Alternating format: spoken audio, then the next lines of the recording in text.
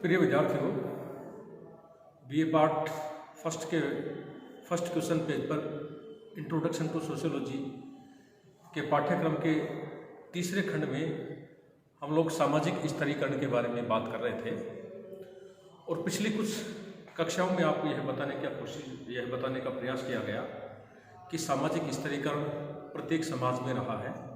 ऐसा कोई भी समाज नहीं जिस समाज में सामाजिक स्तरीकरण रहा हो, क्योंकि समाज में सब लोग एक समान नहीं होते हैं। विभिन्न आधारों पर समाज में लोग अलग अलग विभेदों में विभक्त होते हैं। जैसा कि नॉर्थ ने सामाजिक विभेदीकरण के 4 आधार बताए थे, जिसमें हम यह बात कर रहे थे कि सामाजिक स्तरीकरण और सामाजिक विभेदीकरण दो पृथक कंसेप्ट हैं। नॉर्थ ने जो सामाजिक विभेदीकरण के 4 आधार बताए थे, उसमें पहला आधार उन्होंने बताया था कि प्रकार के आधार पर समाज अलग अलग खंडों में विभक्त होता है। दूसरा, संस्कृति के आधार पर समाज अलग अलग खंडों में विभक्त होता है। और तीसरा, रुचि के आधार पर समाज अलग अलग खंडों में विभक्त होता है। यानी कि समाज में अलग अलग लोग अलग अलग कार्य करते हैं। प्रत्येक समाज में अलग अलग समय में अलग अलग प्रकार की संस्कृतियाँ होती हैं। अलग अलग समाजों में अलग अलग प्रकार की संस्कृति होती है। समाज में सब लोगों की रुचि एक समान नहीं होती है। रुचि के आधार पर समाज में लोग अलग अलग खंडों में विभक्त होते हैं।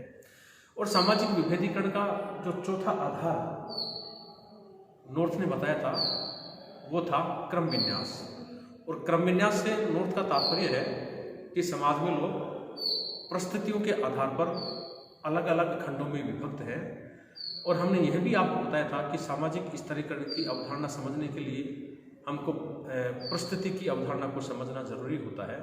और परिस्थिति से तात्पर्य यह होता है कि समाज में प्रत्येक व्यक्ति का कोई ना कोई पद होता है। ऐसा कोई व्यक्ति समाज में नहीं है जिसका कोई पद नहीं हो। उसी सामाजिक पद को समाजशास्त्रीय भाषा में परिस्थिति कहा जाता है। परिस्थिति 2 प्रकार की होती है, एक प्रदत्त परिस्थिति होती है और एक अर्जित परिस्थिति होती है। प्रदत्त परिस्थिति वह है जिसको प्राप्त करने के लिए व्यक्ति अपनी तरफ से किसी प्रकार का प्रयास नहीं करता है। जो व्यक्ति को जन्म के साथ स्वतः ही मिल जाती है, उसको प्रदत्त परिस्थिति कहा जाता है। जैसे लड़का या लड़की होना, किसी जाति का सदस्य होना, किसी धर्म का सदस्य होना, किसी गोत्र का सदस्य होना, किसी का नातेदार होना। ठीक इसी प्रकार से समाज में कुछ पदों को व्यक्ति अपनी मेहनत, लगन, योग्यता, परिश्रम और प्रतिस्पर्धा के माध्यम से प्राप्त करता है। ऐसे पदों को अर्जित परिस्थिति कहा जाता है। तो इस प्रकार से समाज में हर व्यक्ति का कोई ना कोई पद है। ऐसा कोई भी व्यक्ति नहीं जिसके पास कोई पद नहीं हो, वही पद परिस्थिति कहलाता है। और ये परिस्थितियां जैसा कि आपको बताया 2 प्रकार की होती है। तो प्रदत्त परिस्थिति तो प्रत्येक व्यक्ति के पास होती है, ठीक है।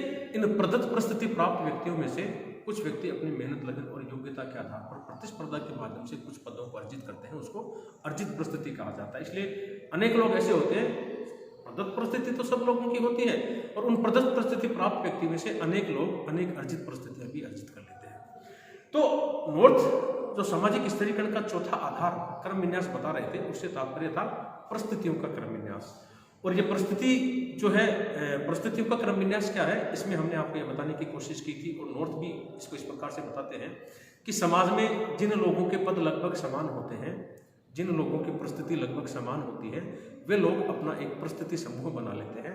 इस प्रकार समाज में सब परिस्थिति समान नहीं होती है, लेकिन जिन लोगों की परिस्थिति समान होती है, लगभग समान होती है, वे लोग अपना एक परिस्थिति समूह बना लेते हैं। इस प्रकार से समाज में अनेक परिस्थिति समूह बन जाते हैं। और ये परिस्थिति समूह ऊपर से नीचे या नीचे से ऊपर के क्रम में व्यवस्थित रूप से उनके महत्व के क्रम में जच जाते हैं। इस व्यवस्था को परिस्थितियों का क्रम विन्यास कहा था। और सामाजिक विभेदीकरण का जो चौथा आधार नॉर्थ बता रहे हैं, क्रम विन्यास, यह परिस्थितियों का क्रम विन्यास है। और इसी परिस्थितियों को क्रम विन्यास को नॉर्थ ने सामाजिक स्तरीकरण कहा। यह सामाजिक स्तरीकरण प्रत्येक समाज में देखने को मिलता है, क्योंकि हम इतिहास उठाकर देख ले, अब तक जितने भी समाज रहे हैं, उन समाजों में ये जो ऊंच नीच है, ये किसी न किसी रूप में प्रत्येक समाज में रही है। ऐसा कोई भी समाज नहीं जिस समाज में सब लोग समान रहे हो। तो इस बात से एक बात स्पष्ट हो जाती है कि सामाजिक स्तरीकरण प्रत्येक समाज में रहा है। हाँ, उसके स्वरूप अलग अलग हो सकते हैं। और जिसका जिक्र हमने सामाजिक स्तरीकरण के स्वरूपों के अंतर्गत किया था और आपको बताया था कि भारतीय संदर्भ में हम बात करें तो प्राचीन भारतीय हिंदू समाज में सामाजिक स्तरीकरण का जो स्वरूप था वो वर्ण व्यवस्था थी। वर्णों के आधार पर समाज 4 वर्णों में विभाजित था। समाज 4 वर्णों में विभक्त था, ब्राह्मण, क्षत्रिय और वैश्य और शूद्र। ठीक है। इसके पश्चात वर्ण व्यवस्था की समाप्ति से लेकर भारतीय हिंदू समाज में आज तक वर्तमान समय तक सामाजिक स्तरीकरण का जो स्वरूप है वो जाति व्यवस्था है, ठीक है। वर्ण व्यवस्था की समाप्ति के समय वर्णों से संबंधित अनेक जातियां उपजातियां बन गई, जो कि भारत में सामाजिक स्तरीकरण का आधार आज भी है, ठीक है। विभिन्न विश्व के अधिकांश देशों में, अगर हम भारत को छोड़ दें तो विश्व के अधिकांश देशों में जो सामाजिक स्तरीकरण का स्वरूप है, जो वर्ग व्यवस्था है, ठीक है, और इस वर्ग के आधार पर विश्व के विभिन्न देशों में संपूर्ण समाज उच्च वर्ग, मध्यम वर्ग और 3 वर्गों में विभाजित है। और इन वर्गों के निर्धारण का आधार, क्योंकि कार्ल मार्क्स तो आर्थिक मानते हैं कि जिन लोगों की आर्थिक स्थिति लगभग समान होती है वो अपना एक वर्ग बना लेते हैं। इस प्रकार संपूर्ण समाज अलग अलग वर्गों में विभाजित हो जाता है। लेकिन कार्ल मार्क्स ने ही ये कहा है कि वर्गों के निर्धारण का आधार आर्थिक स्थिति होता है, जबकि वर्गों के निर्धारण का आधार और भी होते हैं, कुछ राजनीतिक होते हैं, कुछ आर्थिक होते हैं, कुछ सामाजिक होते हैं, कुछ सांस्कृतिक होते हैं। इसके पश्चात हमने दास प्रथा की बात की थी कि किसी समय आदिम समाजों में सामाजिक स्तरीकरण का आधार दास प्रथा हुआ करती थी, जिसमें संपूर्ण समृद्ध दास और स्वामी 2 खंडों में विभक्त था। लेकिन सभ्यता के विकास के कारण, संवैधानिक प्रावधान के कारण दास प्रथा के आधार पर सामाजिक स्तरीकरण विश्व में आज के दिन कहीं भी देखने को नहीं मिलता है। उसके पश्चात हमने सामाजिक स्तरीकरण यूरोपीय समाजों में सामाजिक स्तरीकरण की बात की थी कि यूरोपीय समाजों में, मध्ययुगीन यूरोपीय समाजों में सामाजिक स्तरीकरण का आधार जो है जागीरें रही हैं, जिसमें संपूर्ण यूरोपीय समाज 3 खंडों में विभाजित थे। सबसे ऊपरी पर पादरी, दूसरे सरदार और तीसरे साधारण जनता या किसान। तो कहने का मतलब सामाजिक स्तरीकरण रहा प्रत्येक समाज में है, ऐसा कोई भी समाज नहीं जिस समाज में सामाजिक स्तरीकरण नहीं रहा। आज हम बात करेंगे सामाजिक स्तरीकरण के सिद्धांत की, कि सामाजिक स्तरीकरण के स्वरूपों की बात होगी। आज हम लोग सामाजिक स्तरीकरण के सिद्धांत की बात करेंगे। आपके पाठ्यक्रम की बात करें तो 2 प्रकार के सिद्धांतों का उल्लेख किया गया है, एक मार्क्सवादी सिद्धांत और दूसरा प्रकार्यवादी सिद्धांत। तो सबसे पहले हम लोग सामाजिक स्तरीकरण के सिद्धांत के अंतर्गत मार्क्सवादी सिद्धांत की बात करेंगे, जिसको हम लोग संघर्ष का सिद्धांत कहते हैं और जिसको कि कार्ल मार्क्स ने प्रतिपादित किया है। कार्ल मार्क्स का कहना है कि कार्ल मार्क्स ने कहा कि संघर्ष के आधार पर ही स्तरीकरण को समझा जा सकता है। जब तक हम लोग संघर्ष को नहीं समझेंगे तब तक कार्ल मार्क्स का ये कहते हैं कि संघर्ष के आधार पर सामाजिक स्तरीकरण को समझा जा सकता है। इसका उन्होंने अपनी पुस्तक कम्युनिस्ट मैनिफेस्टो में कहा है, उनकी एक विश्वविख्यात पुस्तक है कम्युनिस्ट मैनिफेस्टो, कम्युनिस्ट घोषणा पत्र। उसमें उन्होंने इस बात का उल्लेख किया है कि आज तक अस्तित्व में रहे समाजों का इतिहास वर्ग संघर्ष का इतिहास रहा है। यानी कि अब से पूर्व विश्व में जितने भी समाज रहे हैं उन समाजों का हम लोग इतिहास उठाकर देख लें, ठीक है, उनमें सब में वर्ग संघर्ष रहा है। ठीक है, ऐसा कोई भी समाज नहीं जिस समाज में वर्ग संघर्ष नहीं रहा। ठीक है, अर्थात प्रत्येक काल में सामाजिक वर्ग रहे हैं, ऐसा कोई भी समय समाज में नहीं रहा जिसमें सामाजिक वर्ग नहीं रहे हैं और उनमें निरंतर संघर्ष होता रहा है।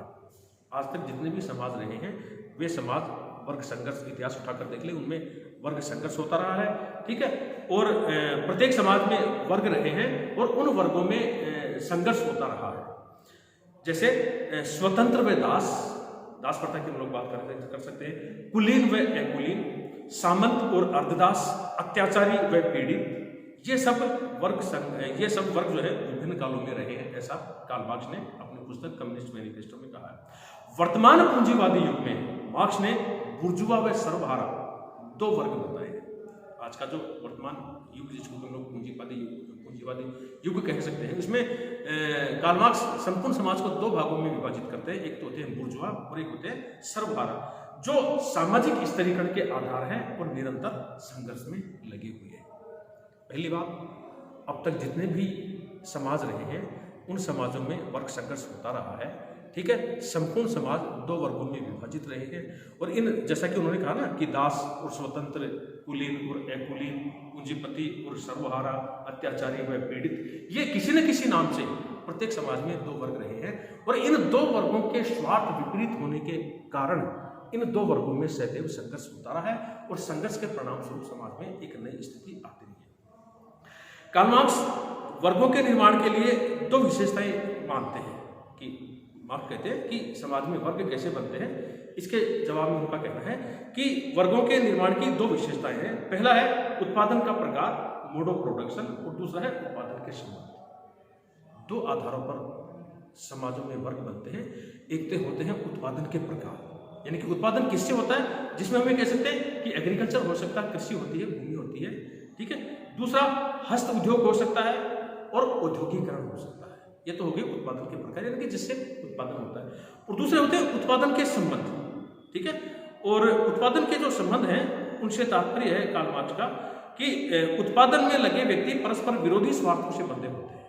उत्पादन में जो व्यक्ति लगे होते हैं वो विरोधी स्वार्थों से बंधे होते हैं। जैसे कि हमने कहा ना कि जो विभिन्न वर्ग होते हैं उन वर्गों में संघर्ष होता है, तो संघर्ष का जो कारण है वो ये है कि इन अलग अलग वर्गों के स्वार्थ अलग अलग होते हैं। तो कार्ल मार्क्स का कहना है कि मार्क्स के अनुसार उत्पादन में लगे व्यक्ति परस्पर विरोधी स्वार्थों से बंधे होते हैं, परिणाम स्वरूप संघर्ष की स्थिति पैदा होती है, ठीक है। बुर्जुआ औद्योगिक व्यवस्था में पूंजीपति अधिक से अधिक लाभ कमाना चाहते हैं और मजदूर को जिसकी की अपनी मेहनत होती है, पूंजीपति का हाथ अक्सर जिसकी की अपनी मेहनत होती है उसको कम से कम देना चाहते हैं।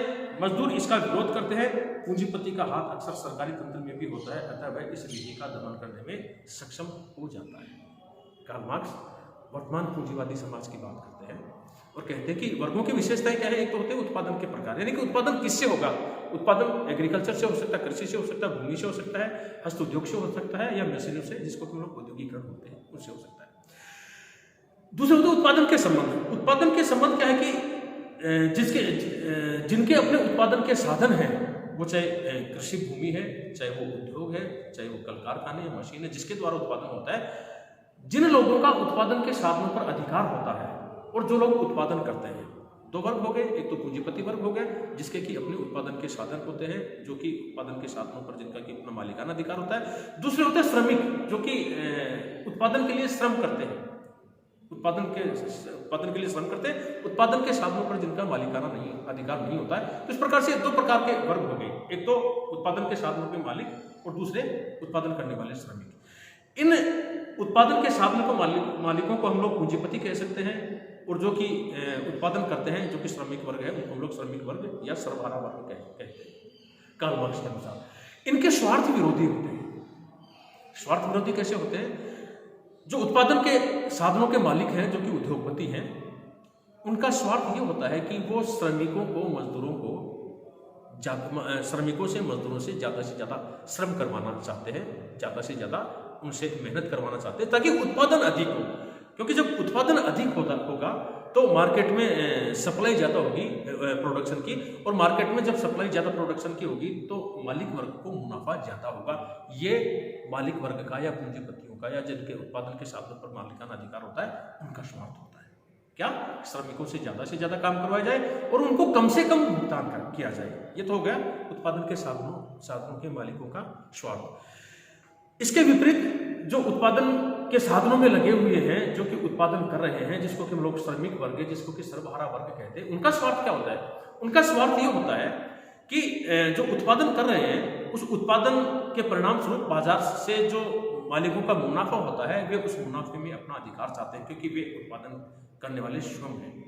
उनका स्वार्थ होता है कि वो कम समय के लिए श्रम करें और उनको अधिकाधिक भुगतान मिले। इस प्रकार से पूंजीपतियों के और सर्वहारा के या श्रमिकों के स्वार्थ विपरीत हो गए, जिसके परिणाम स्वरूप क्या होता है? एक लंबे समय तक जब ये विरोधी स्वार्थों की स्थिति चलती रहती है, श्रमिक वर्ग उनको कम से कम भुगतान करना चाहते हैं, ज़्यादा से ज़्यादा प्रोडक्शन करवाना चाहते हैं, जबकि श्रमिक वर्ग कम काम करके अधिक से अधिक मुनाफा लेना चाहते हैं और मुनाफे में अपना अधिकार पाना चाहते हैं। ये दो विरोधी स्वार्थों के परिणाम स्वरूप उनमें टकराहट की स्थिति हो जाती है, ठीक है। श्रमिक वर्ग, अब देखो वर्ग संघर्ष की स्थिति कैसे पैदा होती है, उसमें कार्ल मार्क्स कहते हैं कि वर्गों के संबोध को स्थिरीकरण के संदर्भ में मार्क्स ने 3 आधारों पर समझाया। पहला वर्ग चेतना, दूसरा वर्ग एकता और तीसरा वर्ग संघर्ष। मतलब वर्ग संघर्ष की स्थिति कैसे पैदा होती है? पहला बताते हैं कि वर्ग चेतना, जो श्रमिक वर्ग है उसमें इस बात की चेतना पैदा होती है कि मैं जो श्रम कर रहा हूं उसके बदले मुझे जितना भुगतान मिलना चाहिए उतना भुगतान नहीं मिल पा रहा है। ऐसी एक श्रमिक में एक चेतना आती है, एक अवेयरनेस आती है, ठीक है। वो एक दूसरे श्रमिक से, जो कि उसी कारखाने में उसी उत्पादन स्थल पर कार्य कर रहा है, उसकी कार्य की दशाएं भी वैसी ही है, वो दूसरे श्रमिक से बात कर रहा है कि मैं इतना श्रम करता हूं, लेकिन बदले में मुझे जो भुगतान मिलता है वो इतना ही मिलता है कि अपने परिवार का पालन पोषण में ठीक से नहीं कर पाता। दूसरा श्रमिक जिसकी की कार्य की दशाएं वैसी है, उसी कार्यस्थल पर है, वो भी कहता है कि मैं भी इसी कार्यस्थल पर हूँ, मैं भी इतना ही श्रम करता हूँ, मेरे को भी जो भुगतान मिलता है वो इतना ही मिलता है कि मैं अपने परिवार का पालन पोषण ठीक से नहीं कर पाता।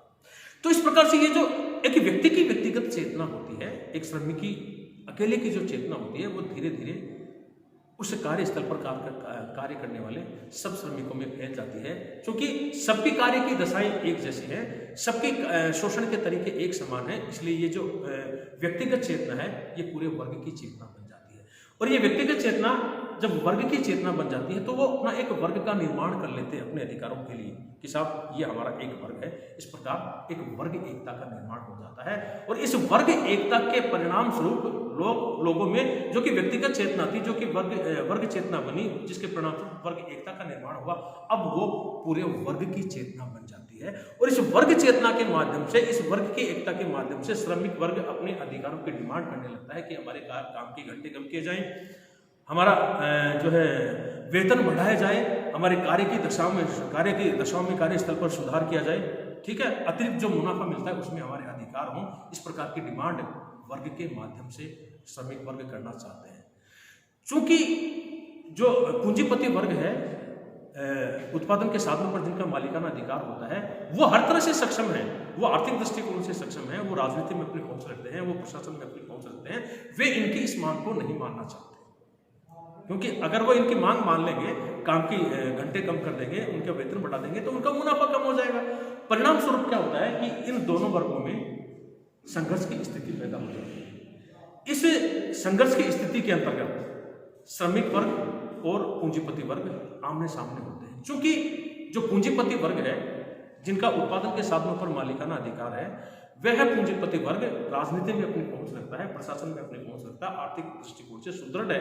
वो इनके आंदोलन को, इनके जो है डिमांड को, इनके हड़ताल को दबाने की कोशिश करता है। लेकिन चूंकि वर्ग एकता इतनी सुदृढ़ हो जाती है, श्रमिक वर्ग इतने अधिक संगठित हो जाते हैं कि वो उनकी बातों में नहीं आते और वर्ग संघर्ष के लिए तैयार हो जाते हैं। तो कार्ल मार्क्स का कहना है कि इस प्रकार से वर्तमान पूंजीवादी समाज में संपूर्ण समाज दो भागों में विभक्त है।